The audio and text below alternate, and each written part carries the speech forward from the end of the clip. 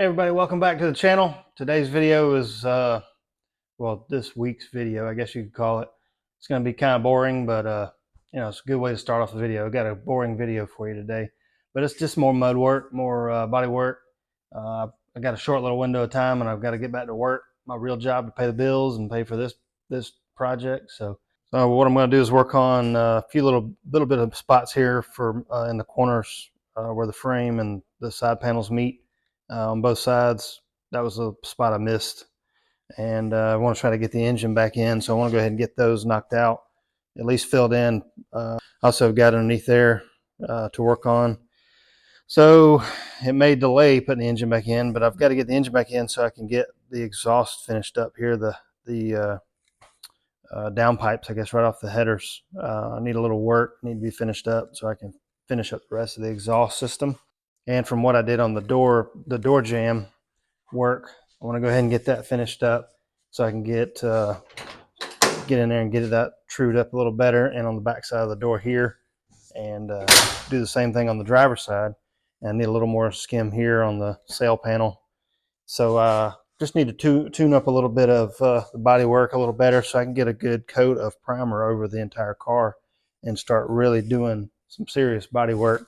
I know this is serious body work, but I want to get in here and start blocking on the sides and just overall the entire car, the roof, where I've been stacking stuff on it. I know it's probably got some dings and stuff in it, and just start really getting into the nitty gritty of the body work. There's been a lot of metal work done to the car, so it's going to require a lot of work, and I know it's a big daunting task.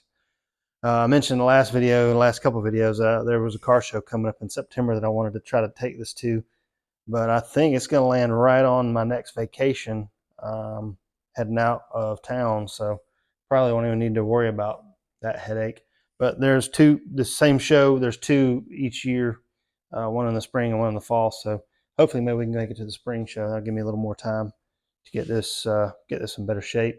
Maybe by then I can get the wheels and tires in the back set up and get some rollers going, at least for the rear.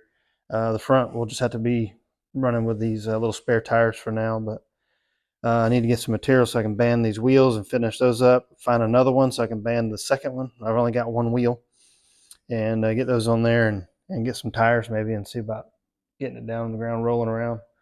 But until then, it's body work time. I've got some grinding still to do on the front of the fenders where I had to modify it to make the front valance work with it, and just overall mud work. That's what it is. This is part of the project where you really got to suck it up and just trudge through the crap. Body work, nobody likes body work, but it's part of the process. Got to get done. So I'll stop yapping and just video some body work, and it's going to be really exciting. So no new parts to talk about. We're moving right along, and I'm just going to keep on keeping my head down and keep at it. It's the only way it can be done, little by little. But it's going to be a short video. Like I said, I picked up some extra work, so I won't have time to work on it too much on my days off this week. But we're getting there. It's all good. It is what it is. Looking around and trying to find some gauges that'll work for this application. I still haven't really found anything that just really grabbed my attention. I'd love to do a digital screen, like a Holley or an Autometer screen, but great day, they're expensive. And regular gauges, electronic gauges to go along with it, like a street rod style gauge, or right there trailing behind it, not too far behind. So it's just unbelievable how expensive gauges have gotten. But it is what it is. Got to have them. So I'm just going to continue shopping, and that'll be my next purchase. I'll get some gauges, get the panel made up, and get the dash finished up. And that'll be a big hurdle. And then we can maybe show some different footage other than just sanding and mud work and grinding and stuff. But like I said, it's all got to get done. If you've done a project car or two, this is part of the process. So anyway, like I said, we'll stop yapping. We'll get to filming.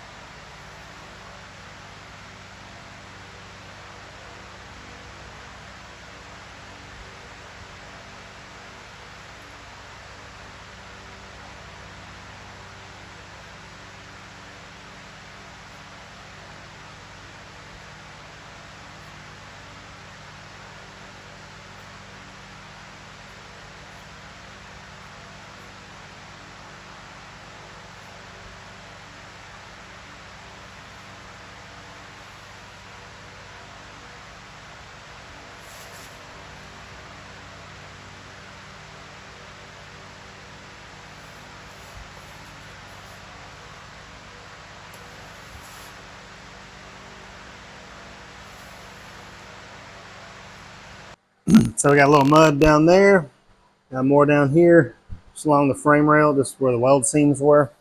And I went ahead and added some more in this door jamb and all along the other side of this top edge of this door here where I welded to it. So now I've got a lot of work to do sanding it. So let me get to it.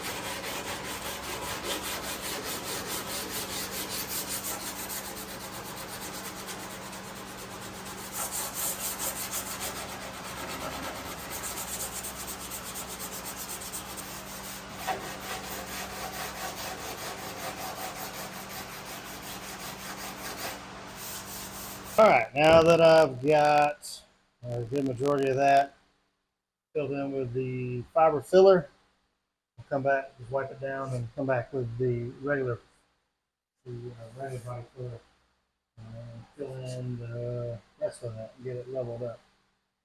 This is just to fill in the gap there where I welded to kind of give it some strength, and then I'll fill in the rest and make that all smooth like I want it. So we'll get it all cleaned up, blown off, and we'll get to it. All right, so I got some filler applied to the frame there where the apron comes down and the firewall meets the frame on both sides. And I went ahead and I'm going to go ahead and sand that down with 100 grit so it'll mow down the highs. I had to apply it with my finger because my paddle was it's just too awkward to stick it in there and apply the filler smoothly.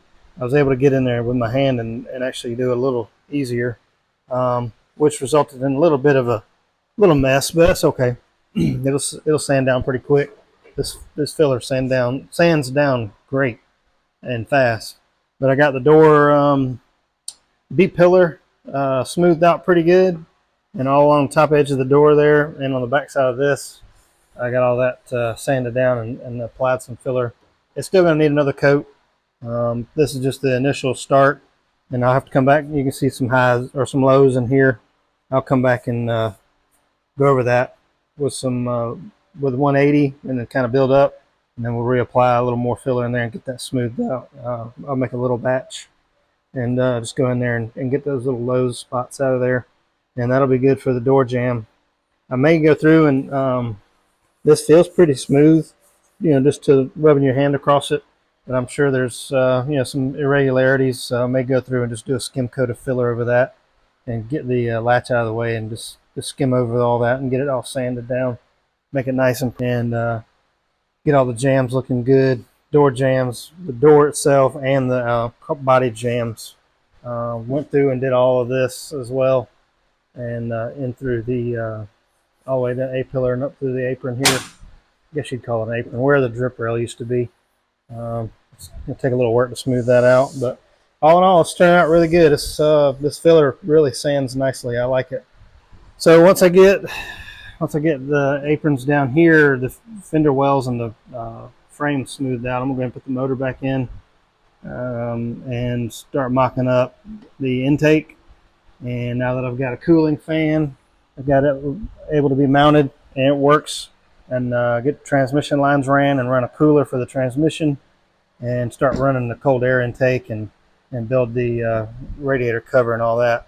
I've got some changes in mind for it, so I want to. This is what I've got going on now. I've shown it before. It goes over the radiator cover, and it's backwards. This is the front of the car. This part would be, but I want it to, instead of coming over and touching here on the front edge of the car, I want it to dive down and touch into here. So I want to make some changes to it and see if I can get that to look good. It's just something sticks out and I don't like it, so I want to change it, and I want to do that before or during while I make I want to do that while I'm working on the cold air, so I can make it all blend together and make it nice and work well together.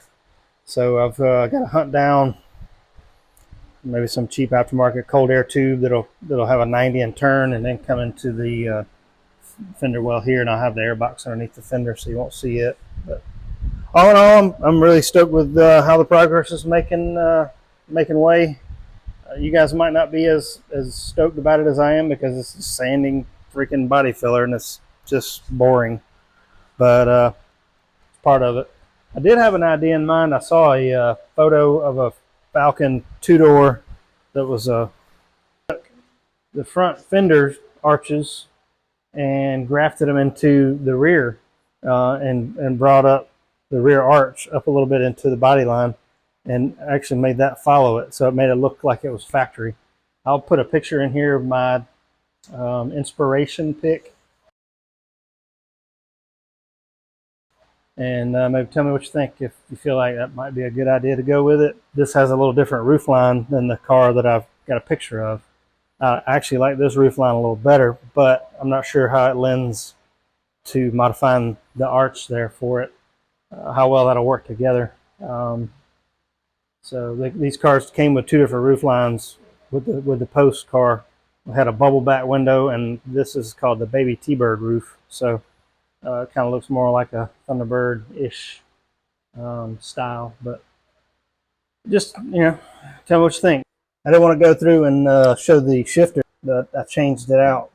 I had a shifter in here from a 2010 Accord, and it didn't work. I kept messing with the detent and messing around with it, and between me and my dad, we couldn't get it to line up as far as the detents and making the transmission work with it. So I changed it out, and this is out of a 2002 Camaro. I figured what I figured is it's got the same type of transmission, so why wouldn't the detents work? And turns out it does. It was pretty straightforward. Well, I wouldn't say pretty straightforward. We had to do a lot of modifications to this shifter. More so, not the shifter itself, more so the cable's off of the Accord. I kept it because it's longer than it needed to be. And the mechanism on the side of the transmission, we had to kind of play with that and get the cam motion just right. So this shifter now works. Yeah, well, it works, I promise. So those detents work with the 4L60 trans. Made some new brackets to mount it, and riv nutted that, so that'll unbolt and be serviceable. I went ahead and filled the hole in there, and there was another one on the other side that I filled in for the original shifter cable, and we moved it to this location so it also sits better when the console is on top, instead of going out the side of the console like it would have over here, and just wouldn't have looked as good. But either way, I'm going to make, once the console, it stops about right here, and I'll make some filler panels or something to upholster and tie it all into the transmission tunnel.